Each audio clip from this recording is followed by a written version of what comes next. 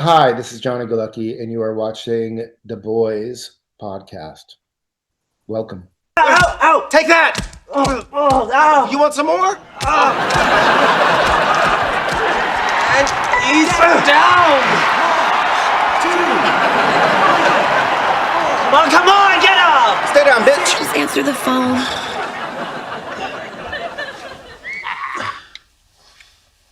Hello? Yeah, I'm Leonard Hofstetter. Yeah, he's my roommate. Oh, God, is he okay? Yeah, all right, I'll be right there. What happened? Sheldon's escaped and is terrorizing the village. At my age, do you know how I'm statistically most likely to die? At the hands of your roommate? An accident. Well, that's how I'm gonna make it look. You show me one thing in here we can live without. Oh, hang on.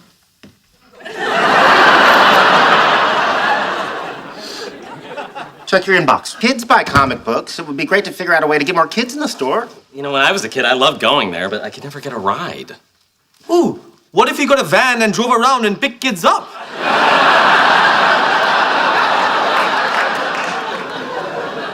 Nice. You mean like at parks and schools? Toy stores, puppet shows. Hold on. So, your idea is to get a van and cruise the streets looking for kids to pick up? Yes. And are you going to use candy to lure them in?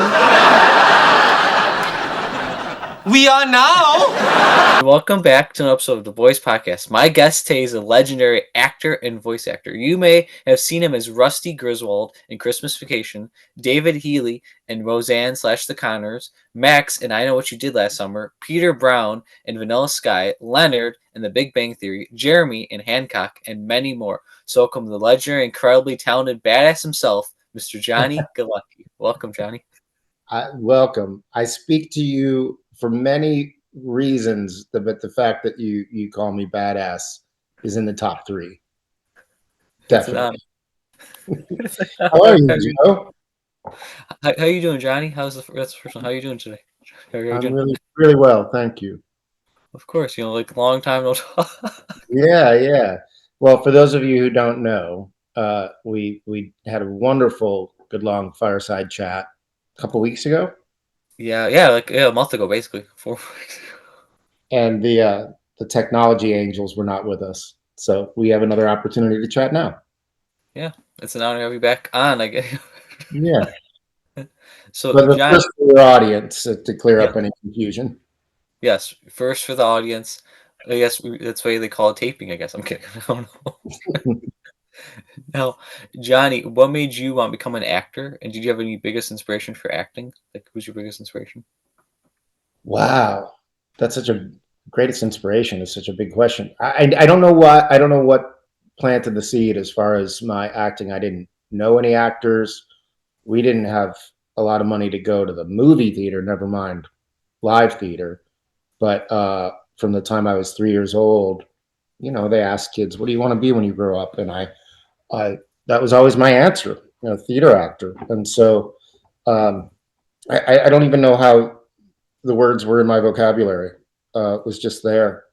I mean, I feel so blessed that was the case, because I see 50-year-olds that don't know what they want to be when they grow up yet. I was just I had this, I guess, predetermined path that I feel so fortunate about. And that I was right, because I not due to any success in the area, but just that I've been so happy doing it. So as far as well, and then later, that being an actor, when I grow up, turned into I want to be an actor right now. When I saw Ricky Schroeder play the lead role in The Champ with John Voight. I think it came across the TV, and I saw that. It was a really beautiful performance. I'm not sure how old he was at the time, but he was a child. And that, for good or ill, I then became very impatient with my ambition, and had no interest in, my parents were very supportive, but it's a weird request from a child that young when there's zero nepotism involved and they had no idea what to do with this dream turned demand of mine until I was about 7 years old, and I came across a page in the local newspaper in Chicago, where I grew up on the west side of Chicago, that was alerting people of open auditions for a community theater production of Fiddler on the Roof. And they said, well, this is apparently what actors need to do. They need to audition for roles. So why don't we walk 3 blocks down to this theater space and you can watch people audition? That was the plan. Just to watch folks from the neighborhood audition. I ended up jumping up on stage, and I think I sang Happy Birthday or America the Beautiful or something like that with a mouth full of bubblicious. And the director of the play just found me kind of, I guess, precocious enough to think, yeah, we could probably use a kid in the chorus. And then the only real direction I got was to sing with less volume, bring it down. It was absolutely tone deaf at the time, and not much has improved since in that area. And then the people, the Chicago theater community is so very supportive that they then helped my parents say, yeah, you want to do this? And, if you guys are serious, like you might want to take some photos and things of that nature. And that was it. And it wasn't a really big deal. My brother was into hockey. My sister was into her stuff. And John was our kid that does plays. And then when I was 9, I did a production of Member of the Wedding. I played John Henry.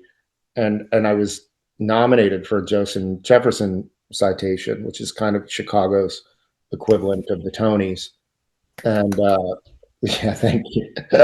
I didn't even know, nor did my parents, that such a thing existed. That kind of changed things because somebody at the Chicago Tribune, I believe, looked it up and saw that at the time, I don't know if this is still true, was the youngest ever nominated. And so agents started coming by. Well, it wasn't really in our design, but we weren't, opposed. I was really loving doing this. And so that then it became more than just an after school hobby, once I got signed by an agent, and it became professional, didn't change anything in my 9-year-old mind of how I approached it or loved it. But it started to take on a different kind of life, which I'm very grateful for. As far as inspirations, I think I've always been drawn to kind of the everyman characters. And that's true in actors' performances and actresses' performances. I was never, I was always a fan and remain a fan of the action heroes and the matinee idols and those kind of careers, but creatively really liked the idea of playing characters that the audience already felt they were, as opposed to the audience wanting to strive to be like. Kind of the idea of holding a mirror up to people. Wow, and that is the origin story of the legend, and the badass himself. You're too kind. I was gonna tell you too. I just gave a free commercial to Arizona Diet Tea. Sorry. You're fine. No, that doesn't cost you. This video is sponsored. Okay. I was gonna tell you before the next question. I noticed when you were lifting up your hand, like you got tattoos on both your wrists. I haven't noticed until now, actually. Yeah. Yeah. I'm sorry, I like tattoos. That's really cool. Oh, don't get started. I was just having this conversation with someone the other day. I don't regret them, but I think I'm done. I think if you no matter what it is, because at some point you'll probably look down and go, do I really need Yosemite Sam tattooed on my ass or whatever? which I do not have. Well, I'm not going to claim that. I'll let your imagination take you where it will, audience member. If you get a tattoo, we're talking about tattoo. I love it. A tattoo done at the right time in your life, then it remains kind of a timestamp of that happiness or that inspiring time or whatever it is. And if that's the case, then you'll never regret it. I don't care. Get your Yosemite Sam tattoo. What tattoo would you get and where?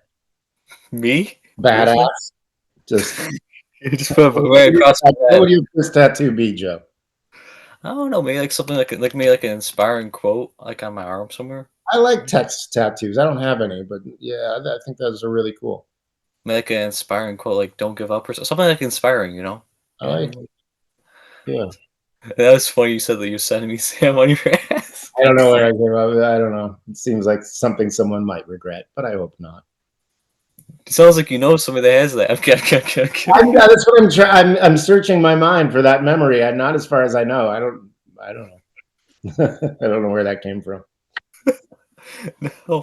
What is your favorite acting role you portrayed? If all your roles, what's your favorite?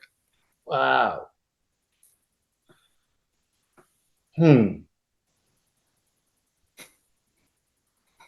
That's a hard one because I think I have a tendency. This isn't true of probably the characters that people might know me from best necessarily, and there's a reason for that too. I've not cared much about the likability of the characters I've played, and maybe there's a little bit of a punk rock approach that I have in holding that mirror up to people to show them the unrefined, maybe even unappealing elements of us humans. Yeah, so maybe to a fault even, and I also don't know if I know that many refined people so that I've found interesting or that I've taken note of or studied, and so that plays into it too. So there's not a lot of characters that I walk away with hoping to retain a lot of. Sometimes you do, whether you want to or not. But there was a role I played on Broadway in a play called Little Dog Laughed. Ironically, he was a street hustler, a prostitute. So you might think that he wouldn't be the most admirable character I've played, but he really was, and that was one role that I thought, there are elements of this character that I hope I keep with me, and as we depart the production. Boy, I think element is what's great about doing a television show, if you're lucky for it to go for a long time, is that you're able to explore these characters. And sometimes, in the case of like the Big Bang Theory, for example, we did 281 episodes. If you do a play or a film, you only have the opportunity to study this character in one scenario, in one story. On a long running show, you get hundreds. I think I did probably about 100 episodes of Roseanne, plus those couple that I did of Connors. And so there's definitely elements of those characters that I really admire. I'm just thinking as we talk about it, all this stuff has to come from you as well. You build the facade, the kind of mask of a character, but it's gonna be crap unless it comes from you, because that's where the honesty comes from. It has to kind of come from elements or ingredients of you and your own story and your own experiences. So it's an odd thing, when I say, oh, I really admire this quality of this character, I suppose there's a small ratio of that element that's a part of me, so it sounds a little self-congratulatory, or maybe I just don't give that element of myself enough credit or attention. But this stuff runs in a very personal way, in a beautiful way. I don't mean to sound like you're sacrificing or you're giving so much of yourself. Maybe you are, but you're volunteering to do so. Um, yeah, and it's one of the big reasons that I wanted to take this time after Big Bang Theory. That character was so, you can't behave in any way, shape, or form for hours every day for 12 years and for it to not seep into your disposition and sometimes even your way of thinking.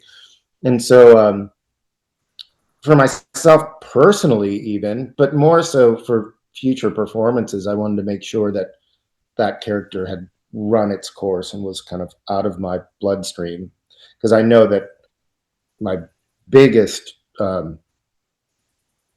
worry, I suppose, in future performances is seeing even the briefest inkling of a previous character I've played, and that takes a little bit of time sometimes. Yeah. Wow. And are you able to say like a Leonard quote, if you remember a Leonard quote? Maybe you could say like Sheldon. I don't remember any. There's maybe I could count on half of one hand, because people say, "Oh, I just saw the episode where this happened," and I don't remember even the episode. Never mind lines from the episode. I'm sorry. And fortunately, I didn't have a catchphrase, so there's nothing easy to reach for there. Yeah, sorry. I know you're fine. I remember you get always upset with Sheldon. You could say Sheldon. You could say that. That's fine. That counts as a quote if you want to say. Oh, Sheldon. Well, that was his thing, right? Yeah, that was Jim. See, I don't even remember whose character, his knock and Penny. Like you would get mad at him. I don't think that was scripted. Like that type of thing. Like that type of thing. Like you know how you get mad at like how Sheldon would annoy Leonard. Maybe you could say like That was Sheldon. it. That was 90% of the performance, was just exasperation with his character, which after a certain amount of time is challenging in itself to make this week's exasperation different from last week's expression of exasperation. But we managed it, I think. I hope. The knocking thing, I think that we didn't improv at all. I mean, some things happened in happy accidents, but there wasn't a lot of there was such a mutual admiration that the stage had for the writer's room and vice versa. We knew how hard they worked, and they knew how hard we worked, and so it was really there were such respectful lines around whose responsibility was whose between the cast and the writing, the writers.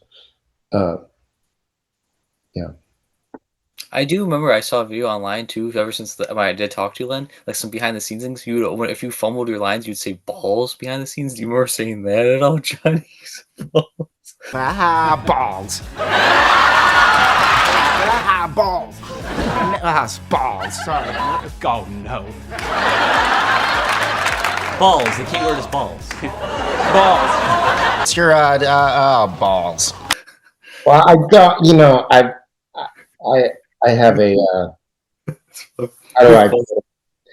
Yeah, I have a tendency to curse at times when I'm upset with myself, and yet you're in front of 250 people, the live studio audience. Some of them on the younger side, and so yeah, I tried to kind of train myself. That seemed the most innocuous curse I could say when I messed up.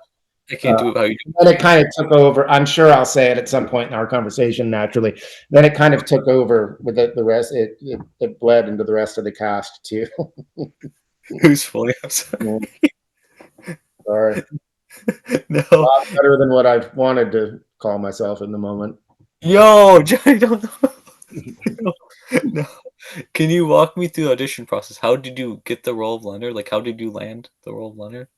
I was doing that play that I mentioned in New York. We were doing it off Broadway at the time, and I got a message from Chuck Lorre, who at that point I hadn't been that close with, he was on Roseanne when I was there, but he left kind of as I was arriving. We're kind of two ships passing, and uh, but I was familiar with what he had done since, obviously. He said, "I've got this idea with this fellow named Bill Prady, and we don't have a script yet, but we love the idea of you for this role of at the time it was Sheldon." And he said, can I just fax some pages as we write them?" So he did. He would fax them to the theater where I was working, and it was difficult because they're just free floating scenes. It was kind of hard to give them any sort of concept or anything like that. But as he sent them, I realized that I was much more interested in the role of Leonard because I'd not been given much opportunity in the roles I'd played to explore matters of the heart, really. I wasn't cast as, the love interest.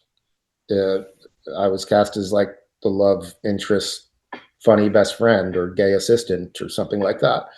So I had the foresight to guess anyway that the relationship with Leonard and Penny, if given the opportunity, was going to go far and long and into some areas that I hadn't had an opportunity to explore before.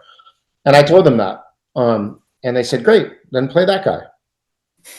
Okay, that was really it. And there was a little bit of an audition process, I think, once they then fortunately found Jim Parsons, and the studio network wanted to do what they call a chemistry test, where they put two actors together because individually two actors can be wonderful, and you put them in the room and it just kind of falls flat. No one knows why. It's nobody's fault. It's just kind of a visceral rhythm that two people have or not. Just like anybody, if you sit down and have a coffee with, and the conversation might come really easily and effortlessly, and it feels very similar. It's very musical, actually. And immediately with Jim and I remember seeing Jim in the hallway before this chemistry read in front of the studio network, which, isn't without its nerves walking into something like that. And I asked him if he wanted to rehearse, and he said, no. And I was like, I like this guy already.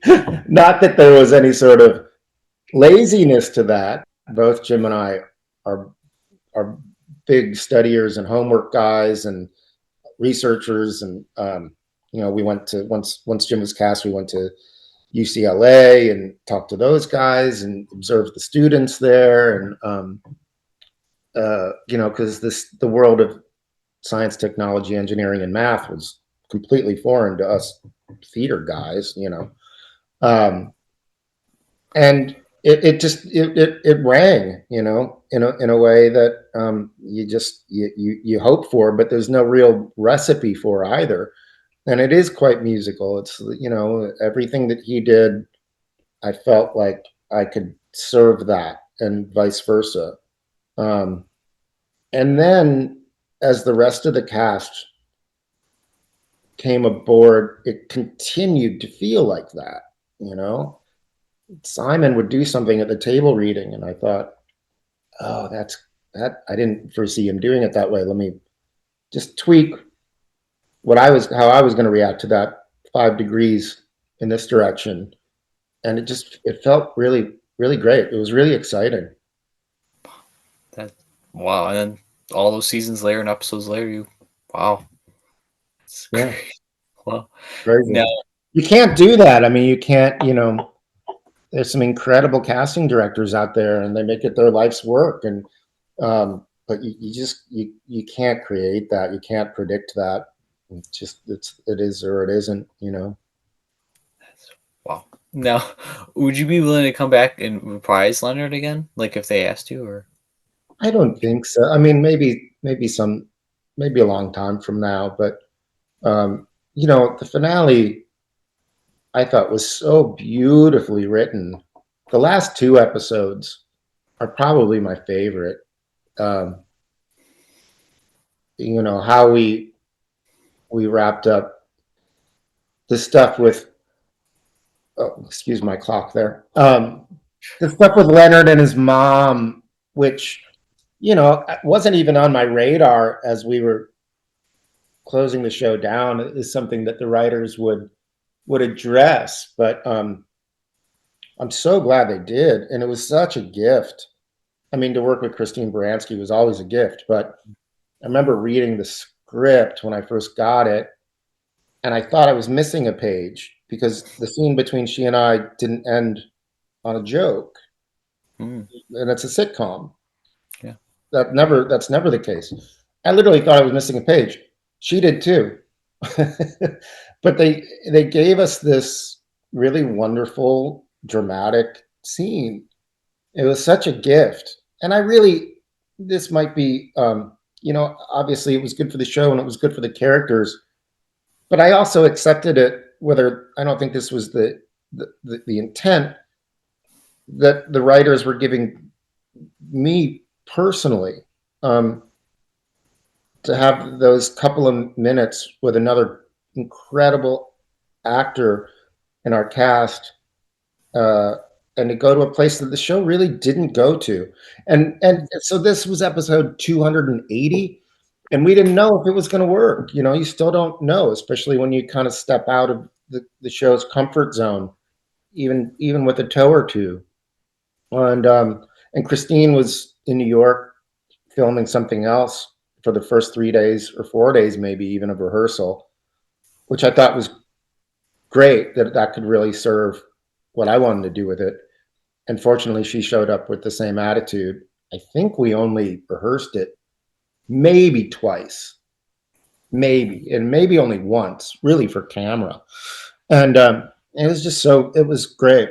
And there was a lot for the writers to wrap up, on top of, there's a lot of pressure on a final episode of a show that's run for 12 years. And we've seen it be done really, really well, with long running shows, and we've seen it fall very, very flat. And I think, the truth is, you're not going to make everybody happy. There's such expectations on the finale of a show like that, where people have felt such a close, intimate kinship with these characters. How do you say goodbye to them, in a way that's going to satisfy everyone? But I think they came really, really damn close. I think they did such a great job. So, why mess up such a beautiful coda? Yeah. Wow. Damn. No. Would you Are be these willing? too long? Are these answers too long? Is everybody else really quick? Sorry, you're fine. Do You're fine. people give you No, you're fine. I like long answers. It makes me like. I mean, I feel like I like. I like. I mean, like. I don't they're know. good questions, and I'm so comfortable talking to you. I appreciate it. You're very nice, John. You're a legend. You're a badass. Remember that. Thank you. I feel like you'll remind me if I do forget. Now, is there a certain type of role you would love to portray? Like a Western horror? I don't know, like a certain I think genre. now that I'm a father now, that's very appealing to me, because stories are really about the stakes in the characters' lives, right? There's no story unless there's stakes involved. If there's no stakes involved, it's a sketch, not a story. Hmm. There's some sketches out there that are brilliant too. I'm not taking away from that, but it's just a very, very different thing. And I don't think you really understand stakes until you're a parent. And so I feel like the manner in which I would be a part of telling a story now that I'm a father would be from a very different direction. Wow. I could see like being like I said, like a horror movie. I could see being in a horror movie. I don't know why, Johnny. I could see it. You just like seeing me get knifed and No. and you just want to see me go down, Joe. No, because I might because you could be like the dad of the main character in a horror movie. Imagine that. Dads go down first. Dads, pot smoking, promiscuous teenagers, they go down first, and then the dads. I want to kill you. You know I'm not getting cast as the hero. Those movies are such a pain in the ass, man. I got to tell you, because I'm a fan of them too as an audience member, but they're really, really, it's drudgery most of the time. It's because, they're so visual, and as they should be. I, with all due respect to everyone in that genre, because I really do feel like, as far as directing a film, creating suspense is probably the most difficult thing to try to make come alive. But what that requires then is, it's a lot about the fog and the way that the light is glinting on the knife and and you're just, it's tedious work. It's long, tedious work. And the last one I did, I thought, I don't want to. Yeah, I don't know if this is for me. I'd also been really spoiled on the television schedule too. We worked hard, but after a certain amount of years, it becomes easier, and therefore days become shorter. And we were always rewarded at the end of the week with this live studio audience. So, yeah, sitting in a makeup chair for 6 hours at a time while they apply blood and, prosthetics and stuff like that. And then sitting and waiting until the moonlight's just right and the fog is just right. I was like, you start to get kind of existential about it and go, shouldn't we all be with our families instead? What are we doing here on the roadside of, some little wooded rural town, just all sitting around waiting for, them to get the right shade of red in the fake blood or whatever it is, because it was never like I felt too good to be there at all. It was a very collective frustration I had for all of the crew and the cast of like, don't we have friends and family we should be spending this amount of hours of our lives with instead of this? I know it sounds very spoiled, and to a certain degree it is, but yeah, I don't know how many of those you're going to be seeing me in, especially now that I have my own family to apply that frustration to. I'd much rather be home with them. Makes sense. Now, over the years of your career, do you still keep in touch with co-stars, directors, producers? Like, do you still keep in touch with people you work with? Of all our projects? Yeah, some. Kaylee and I are still close. Talk mostly about the kids now, than any other gossip. We gossip about our toddlers. Yeah, you mentioned Walton Goggins and I did a movie together 25 years ago, 24 years ago, that he produced and had a small role in a movie called Crystal with Billy Bob Thornton. And I'm godfather to his son, and he's godfather to my daughter. My Walton Goggins portrait and cardboard cutout. The portrait came from those. I might be telling this wrong, and it's his story to tell, but I'll give it a shot. When he finished Vice Principals, I'll put it on camera while I tell the story. The set decorators had done that for his character and placed it above the mantle, I think, in his character's house. And when the series was done, they gave it to him as a gift, and he loved it. It's so weird. It's so freaking weird. And but he called me. He's like, they gave me this thing. I mean, I love it. I have to keep it. I want it, but I don't have anywhere to. I can't really put it up in my house. And I said, I'll take it. I'll put it up in my house. So I put it in the theater of my old house in LA. And years later, he called me and said, I have a place for it. I want it back. And I said, no, you don't. I really, really come to love my Walton Goggins portrait. So I won't give it back to him. And the cardboard cutout came, I think he was in Thailand doing White Lotus and couldn't be here for my birthday. So sent me a cardboard cutout. You ever be afraid of much? It's turning into like a Goggins altar over there. I should probably put the cutout somewhere else. You ever be afraid that it comes out at night or like moves around or talks or anything? Do you ever get Sorry, what if it moves around or talks at night? I talk to it all the time. It was me. Better advice than he ever did. If I'm not mistaken too, wasn't Walton on an episode of Big Bang? Yeah, he did. You Yeah. know, there's a few friends that came on, um, and then the writers would never write. They never wrote any. Like I think all Walton scenes were with Simon. Lewis Black came on, who was a dear friend of mine. I didn't have a scene with him, so I'd get all excited that a friend of mine or someone I had previously worked with, Billy Bob Thornton, and I'd be excited making the. I don't know why I presumed that they'd write a storyline between me and this person I had a history with, because they never did. Um, yeah, so I don't know, for good or ill, but yeah, he did an episode. I'm trying to think who else. June Squibb. I asked, uh, oh boy, I'm so terrible with names. I'm so embarrassed. Judd Hirsch, so like one of my favorite actors. To I just happened to run into him at a James Burroughs evening celebration for all of his years in directing comedy television.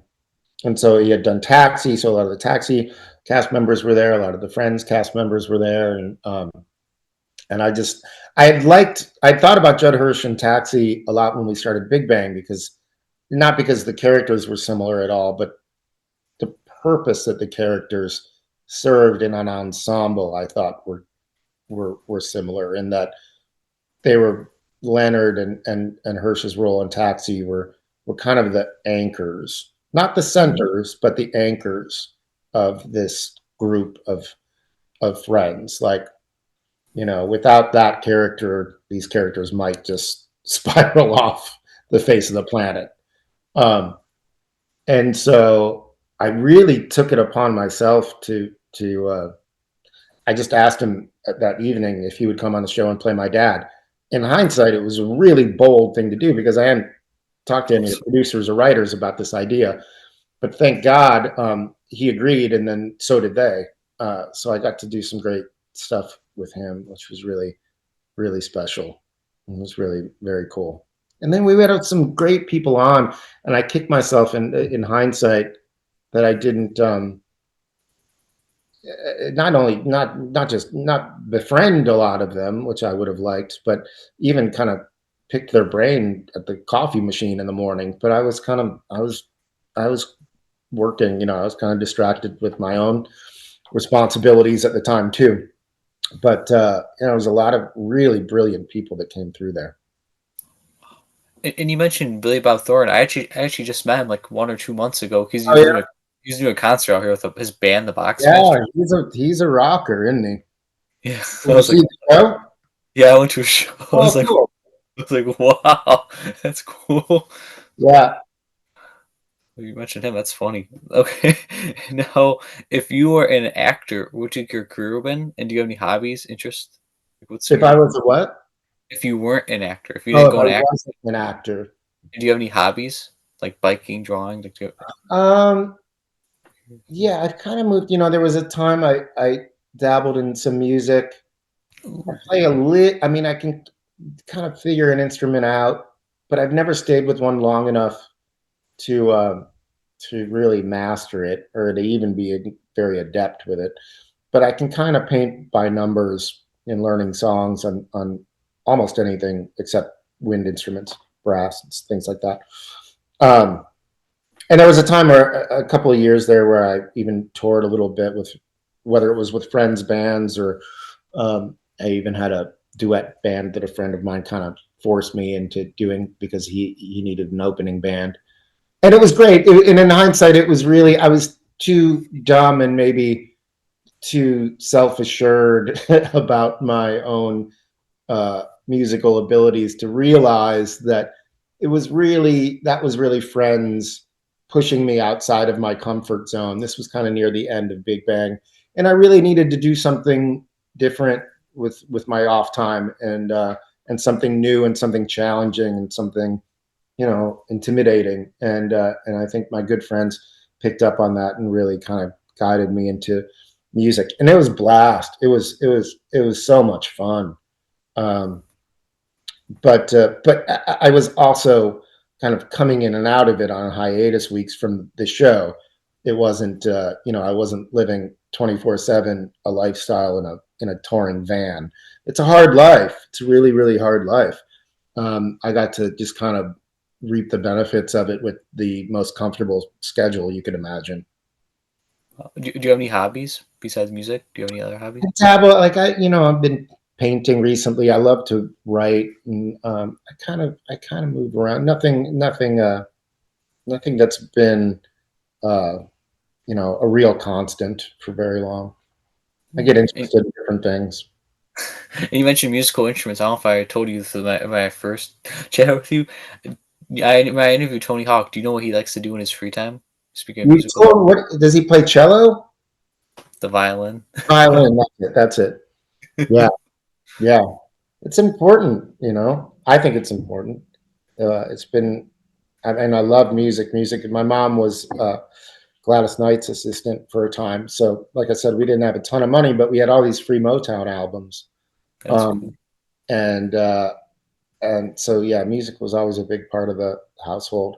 Still to this day, I get a little starstruck around musicians. I'm just in awe of what they create and the emotions that they can evoke and how what they create stays with us. And so it used to be bad. I'd just go completely mute. I mean, I'm only exaggerating a very small bit. Yeah, I just have so much admiration, so much respect for how their minds work. That's cool. That's really cool. Now, do you have a favorite band, artist, type of music, and movies, TV shows, and food? Your favorites for all those? Favorites for all those? Yes. Oh man, I've just revisited um, Jeff Buckley's stuff since that incredible documentary about him came out. So that's his album Grace. The Legacy edition of that album has kind of been playing on a loop around here. So that's currently. I mean, growing up on Motown, that's probably the genre that is my first love. My daughter loves musicals, so the Broadway soundtrack to The Wiz is on the turntable right now. It's kind of fun to revisit that stuff and appreciate it from my now adult perspective. It's just such beautiful stuff in there. You and I met at a My Chemical Romance concert, so we should definitely involve them on that list, and especially with what they're doing right now and how they've reconceptualized the Black Parade album is amazing, and they're dear friends, and I admire them for who they are off stage just as much as who they are on stage. Um, food, probably. I do like sushi a lot. I cook a lot. I cook a lot of sweets for the kids because sweets are awesome, especially when you're a child. And so I try to do it. I don't take all the fun out of it. I'm not doing it, making pies with monk fruit or anything like that. But it's got to be healthier than some of the sweets available out there. The sweets that I grew up on, which were gas station candy bars, which there's plenty to be said about as well, especially this time of year, right, Joe? What TV shows? I mentioned Taxi. I do as far as comedies. It's Taxi and All in the Family was just so brilliant and so much of the topical issues they brought up at the time and really pushed it like without making itself a political lightning rod. Just the social issues that show attacked at the time, you'd be shocked. I mean, when was that show? That show was on in the 70s. So, 50 years ago. Yeah. It's like they were talking about things that people won't touch now with a 10-foot pole. And Task we just watched, that was like our we waited for, that was event television in my house on Sunday nights, with Mark Ruffalo and Tom Pelfrey, who's just incredible. I've admired Tom for a long, long time. Films, Harold and Maude is a favorite. Kramer versus Kramer is great. Dustin Hoffman, Jack Lemmon, like those are great examples of what I was talking about before. And as far as, playing the everyman, which sounds so boring, and it's really not. Really, I mean, they opened the chest cavity of the everyman, Yeah. and really held a mirror up. Those guys are heroes. And you mentioned, I know, I'm pretty sure, I remember you told me you were like a big documentary fan. Were you able to watch that one I told you, that one documentary? Which one was that? Remember the Kane Hodder story, To Hell and Back? Oh no, I haven't watched that one yet. I just watched like I said, the Jeff Buckley one, the Scorsese one was great. I watched the John Candy one yesterday. How was that? I want to see that. It was It's sorry. great. Ryan Reynolds produced it, and he had mentioned a couple of things about it to me, and so I was really looking forward to seeing it and watching some of the interviews, like with Bill Murray, and he has some great people involved. It was really wonderful. I didn't meet, but kind of ran into John Candy on an airplane once when I was like 10 or 11. I was walking through first class, of course, and he just popped up and, hey, how you doing? Big smile. It's true. Like that 4-second exchange I got to have with him. Really, he made you feel like the most important person in his life for that time. It's just gave so much of himself at every opportunity he did. Just an incredible man. I definitely, and a great documentary. I definitely recommend it. Okay, you recommended me one now, so now I gotta check out that. Yeah, man. No, are there any projects you have in the works, Johnny? Anything you have in the works? Yeah, there's a couple of. I'm working on a film and a theater project right now, but I can't say too much about them. Sorry, I know I'm not trying to be enigmatic. That's so annoying, but Fine. mostly really focused on family and home. And So being a badass. that's it. Perfecting my badassedness is just for you. You're the only one that sees that side of me, so it's just for you, Joe. What advice would you give to young aspiring actors, actresses? What's the legend's badasses advice? What's your advice? um, you know, I'm a big believer in that. The best way to learn how to do something is to just do it. You want to build a house, you'll build a house. Don't take a class. Don't read a book about it. The first couple of houses will fall down, I promise. But that's the best way to learn how to do it. Learn from your mistakes, learn from the rejection, embrace the rejection. Even, what's the My Chem song? Thank you for the venom. Take it all as a lesson, and just do it. Just do it. That's such. I don't know if that's any sort of advice someone can put into practice, but you'll never know until you try. That's a good song, by the way, you mentioned. I'm sorry. Yeah. That's a good song. And then for advice, I always like to add, like, stay humble. Remember who you came from for advice. That's what I like. Nah, fuck that. Be a huge egomaniacal. The people will swarm.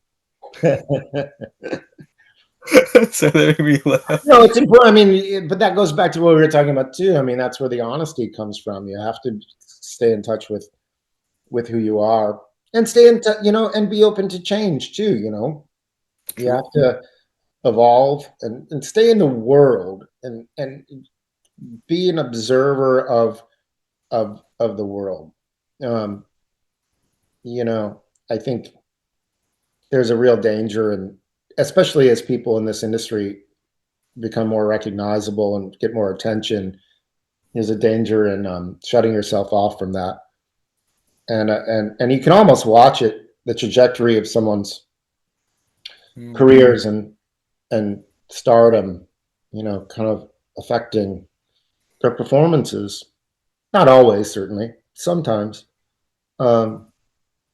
because and I wonder if that's because they've stopped going to the grocery store, or um, having having the same life experience as their audience. And sometimes they must, sadly, because they have to become a little more guarded. um, but I think there's a real responsibility, if you're going to try to represent the human condition. You have to be a part of it. Makes sense. Makes sense. Now, anything you want to promote that the viewers could check out? Anything you want to promote and shout out? No, not right now. I wish I could. Your Instagram? No, I don't want to. I'm no influencer. They'll find me if they want me. All the badass. Yeah, exactly. Would you be willing to come back in the future for part 2, answer some fan questions? You know I would. You know I would, Joe. Yes. Legend, badass. Take care, brother. Thank you for the time again. Thank you again, Johnny, for the awesome, amazing chat. It was an honor to chat with you again. Thank you. Thank you, bud. Thank you. Have a great day, everybody. Stay awesome. And Johnny, stay awesome. Thank you, sir. You too. Be well.